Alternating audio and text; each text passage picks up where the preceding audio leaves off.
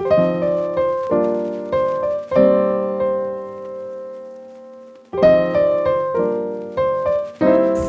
in a little less of a panic than when I first came down, because when I prodded with a screwdriver and all the laminates of plywood just almost dropped off, I really thought I've got a major job on my hands. But the amazing thing about wood is there's always a solution. And you know what? I've only just finished doing a garage roof repair of rotten timbers. I should set myself up as the YouTube guru on repairing rotten timber, despite the fact that I'm a fine furniture designer maker. It's a beautiful October day 2023 down by my little patch of riverland, little microcosm of wildlife, surrounded by birds chatting to each other.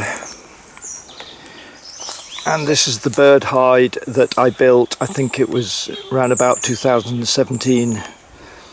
Time flies. Of course, it's on stilts because the riverland floods 2 or 3 times a year. Well, this is going to be fun. The floor pan is rotted out, despite being checked on every month or two. It seems as though I haven't made enough overlap for the featherboard to drip. So the plywood floor plan has expanded and the water just capillary action through the wood. And of course the whole structure, the posts, the weight of the cabin rests on the framework here. How I'm going to repair it, I haven't a clue, but the first thing I'm going to do is create a drip by tucking some Flashband in between the featherboarding and the floor pan. Just do one job at a time to stop further damp getting in. Oh my God, completely rotten. My God, this is going to be a nightmare. Look at it, completely rotten, the plywood. Oh my God, that's where the support is, rotten. If I poked, I'll probably go straight through the floor, and that's the rock wool insulation that's probably saturated with water as well.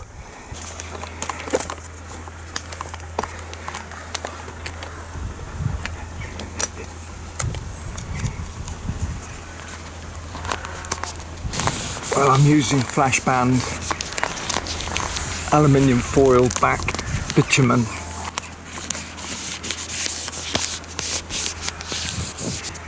I don't know how I overlooked that. You see, I've got an overlap there, but I wasn't consistent here. And this has probably been going on for at least 3 years, so I'm probably going to have to reinforce the bottom of this platform and try and do it neatly with some wood, and hope that these timbers here are strong enough, because this is what's supporting the cabin. Let's hope I've got enough battery power, because I didn't reckon on doing this. So what I'm going to do is lift these featherboards off. A lot of these have rusted a bit, the screws. It's about 8 years old, this structure. You can hear the crows crowing. Now I'm going to lift these out a little bit so that I can tuck the Flashband underneath. But I'm just going to do it in a few short sections, and then I'm going to apply a bit of heat under there. Now I did bring my Ryobi 1 Plus 18 volt heat gun down. Not that hot, but it's better than nothing. I'm just going to try and dry out the wood so that I've got a good contact surface for the flashband, which you can see is hanging down there, and I'm going to have to tuck it in.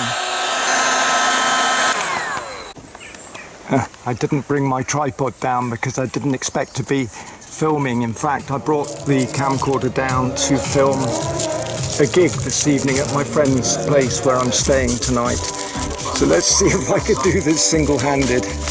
I'm not sure I can, but what I'm trying to do is tuck that in there. So there's so it folds round, and then I can screw these down and then add more flashband. And this is all rotten, so all I can do is put more tape on and then put some sort of wooden lath underneath, try and make it look as though it's part of the design, just to hold this on. I miss my little dog Squirrel. He used to come down and keep me company. People say you're never alone when you're surrounded by nature, but I don't know. I love being on my own most of the time, but not all of the time.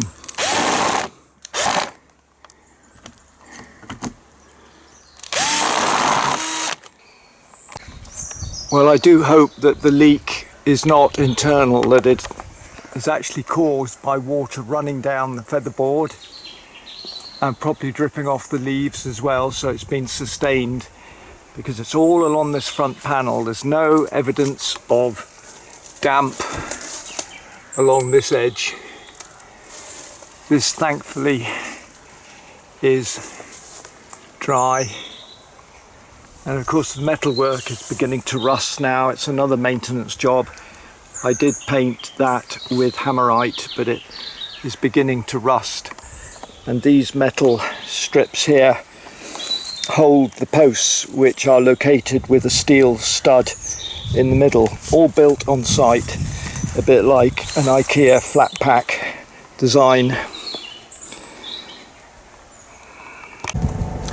I'm at the local timber yard, and the very kind guy working here let me have some of these stickers for nothing, because this will do a temporary reinforcement on the underneath the floor pan of my Birdhide. Well, I'm just having some carrot cake and cappuccino at the local farm shop.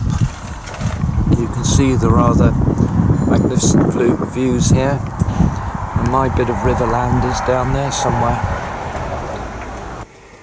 Well, I've done a temporary job with these battens or laths, screwed them on to keep the flashband in place, but I suspect that the damp could be coming from inside the roof. This is a real nuisance.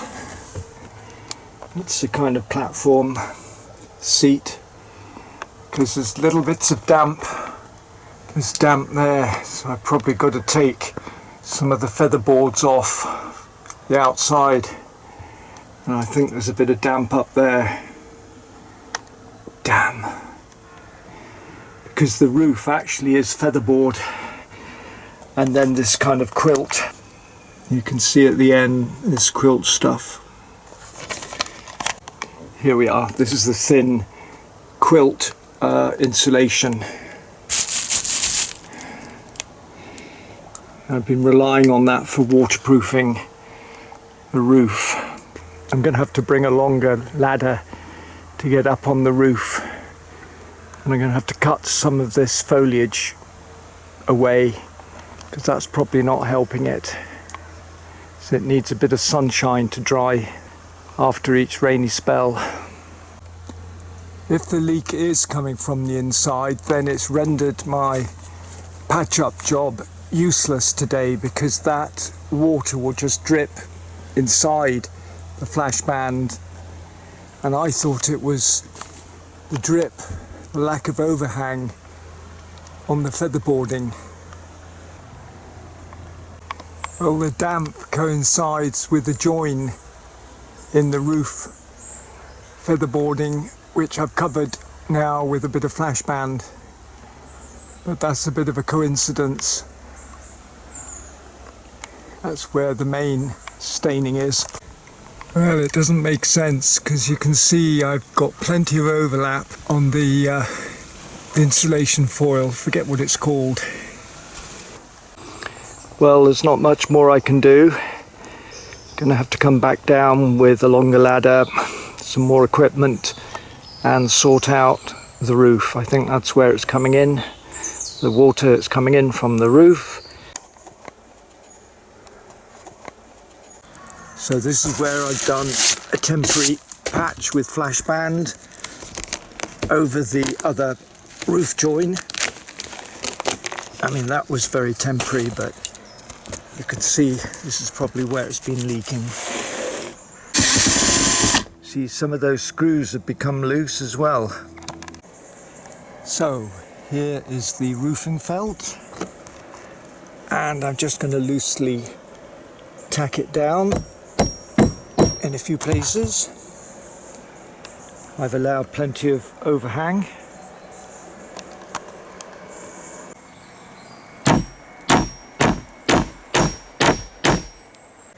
So I've cut a lot of the foliage off that was creating a canopy over my Birdhide, and there it is down there.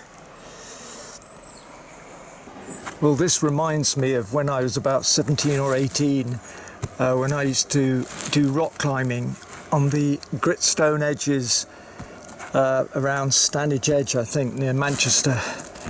And I'm holding myself in on the ladder against the grit on the roofing felt to stop the ladder swinging backwards. There's no point living unless you live on the edge.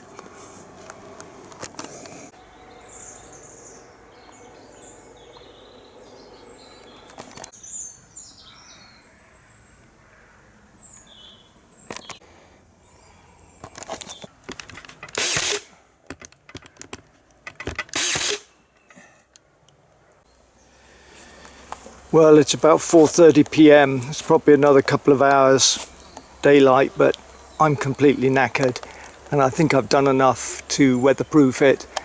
I put roofing felt on the roof. I've done a roofing felt lip all the way under the featherboarding, and I've started paneling the underneath and covering the rot. And I'm going to spray on some timber preservative, so I should have done that before installing these boards. I've used matchboarding. Of course, I've got some trimming still to do. I'll worry about that. Get a nice even overhang about an inch deep next time I'm down here. So I think for a 300-mile round trip, I've done a good day's work.